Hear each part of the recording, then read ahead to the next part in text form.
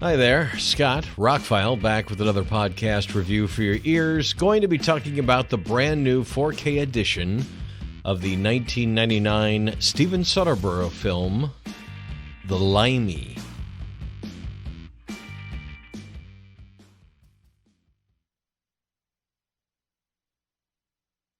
I have seen this movie before, and I remember very little of it. As I was watching it, some of it came back to me, and I get why my younger self didn't really enjoy this movie.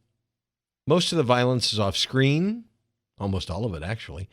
And it's basically a character study. It's a revenge film, but it's a character study. And a really good one. The short version is, if you've never seen The Limey, and it never got a Blu-ray release in the United States, so it's finally getting Blu-ray and 4K. A couple of weeks ago, it was released by Lionsgate, one of those nifty steel books with the slipcover, that the slipcover works with the steel book, and it's great. It was about $20. Got the first pressing because I remembered liking the movie, and it got some really great reviews. So I splurged and went, okay, I'll try it. Well, it came in and it's a beautiful steelbook, so there's no denying that. And I waited till now to watch the movie. I've had it for a week or two because I knew it was a bit of a drama. But again, reviews are like 4 out of 5 stars for this movie, pretty much unanimously. It's got pretty high marks on Rotten Tomatoes still. So I did really enjoy it. It is Terence Stamp's movie from beginning to end. And Steven Soderbergh. If you don't know much about either, get into both. Terence Stamp's a great actor who's been in all sorts of stuff, from pop culture stuff to really good, artsy, meaty, weighty roles. And Steven Soderbergh has made everything from, he's made everything. Literally one of the most prolific directors we have working today. He filmed an entire thriller on iPhones. So he's not always the high-techiest. He's also done some big-budget movies. He's really done everything. This is somewhere in between. It feels like almost like a low-budget indie movie, but a studio put it out. A little of the editing is a hair rough, but it's really beautiful, and it's a nice 4K, by the way. So it's a simple story well told. That's a phrase I like to use in some of these reviews. Steven Soderbergh makes it more interesting by using some of his bag of tricks, directorial flourishes. He likes to do things where he'll have these montages in between the action bits or the dramatic bits. And the montages will jump around in time but tell a cohesive story, if that makes any sense. We'll get to a part where the Limey is explaining some things, but we take a sentence from when he was on his plane on his way to America, something that hasn't happened yet, and it all comes out in one little bit of narrative that makes sense and then leads you to the next dramatic scene or action scene or whatever. The gist of the story is this character, the Limey, gets out of prison. He hears his daughter is dead. So he comes to America to find out what happened. That's the setup. That's the whole movie. But the way it's told is kind of artsy. The way it's acted is Oscar caliber. Peter Fonda is in this. It's one of the bigger roles he had in the 90s. Really good in the film, especially in the end.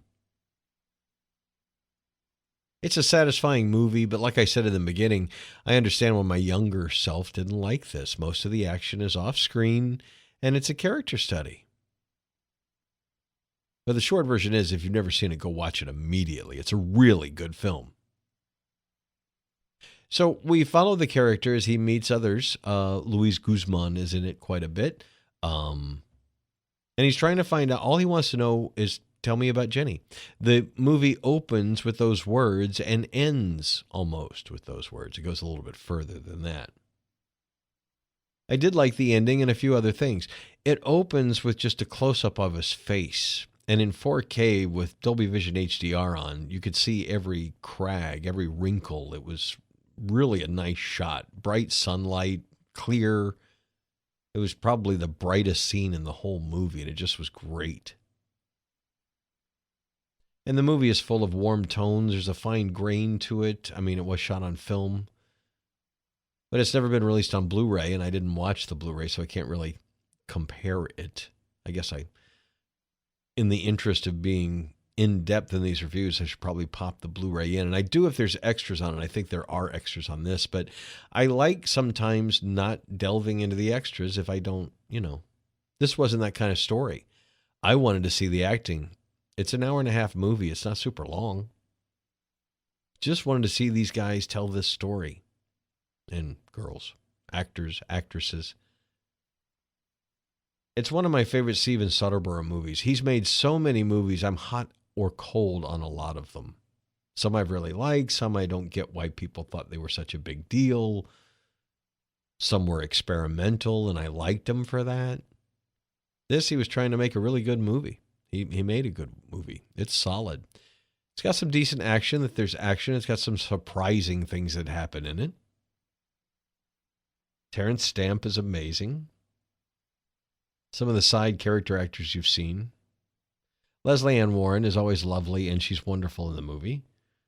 All in all, I remember the scenes at the big house. Peter Fonda's record producer owns this big house. The daughter was living with him. Something bad was going on. You find out more. I don't want to give any spoilers away. The Limey investigates and gets down to the bottom of what happened to his daughter in 90 minutes. The Steven Soderbergh way, with interesting montages and storytelling flourishes and close-ups and long conversations. And I didn't look up to see if it won any awards. It should. It was a well-acted, executed revenge tale. Kind of told backwards. Things were. It was between this and Bullet Train, which is kind of like the exact opposite. It's over the top action, and it's trains moving at high speed, and bullets flying everywhere, and knife fights, and this was fights with words, storytelling, old-fashioned style. For a 99 movie, the only time I really questioned, I couldn't remember when this movie came out. So the only time it really popped up in my mind, a young actress in the movie opens a flip phone. And it's like, okay, that just dated the movie. I can go back and look. And then after I was done with it, I looked it up. It came out in 99. But other than that, there's an old Ford Taurus in the movie that you don't see too many of those around anymore. But the Limey. This is a movie that should be preserved just, while Terrence Stamp is still with us. It's a great flick. Really good. Glad it's in the collection. Nice steelbook. The 4K looks great. They recycled a 5.1 surround mix. It didn't get a Dolby Atmos upgrade or anything, but it doesn't really need it.